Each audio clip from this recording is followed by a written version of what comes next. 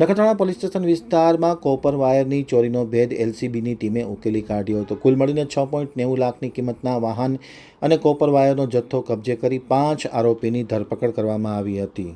હવે જોઈએ નખત્રાણા આમતક ન્યૂઝ બ્યુરોનો વિસ્તૃત અહેવાલ. નખત્રાણા પોલીસ સ્ટેશન વિસ્તારમાં થયેલ કોપર વાયરના ચોરીનો ભેદ શોધી કાઢવામાં આવ્યો છે.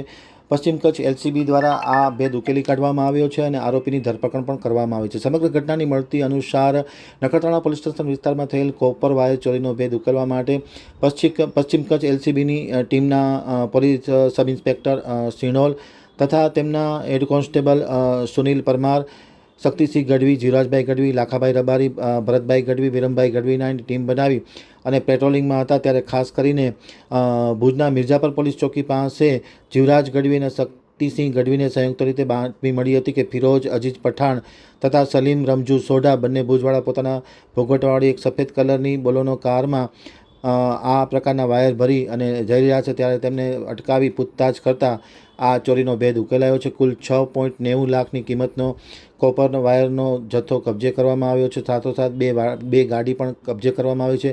આરોપી ઇમ્તિયાઝ સુલેમાન સંઘાર, ઉંમર વર્ષ 32, ધંધો મજૂરી, આશાપુરા નગર સ્કૂલની બાજુમાં, ભુજ. સલીમ રમજુ સોઢા, ઉંમર વર્ષ 35, ફિરોજ ઉર્ફે કારો અજીત પઠાણ, ઉંમર વર્ષ 24, રહેવાસી ભુજ અમનનગર ચોકડી પાસે, અને મહજ ઉર્ફે મજીદ જુસફ ગગડા નાના વરનોરાવાળાની ધરપકડ કરવામાં આવે છે. આરોપીઓનો ગુનાહિત ઇતિહાસ જોવા મળ્યો છે.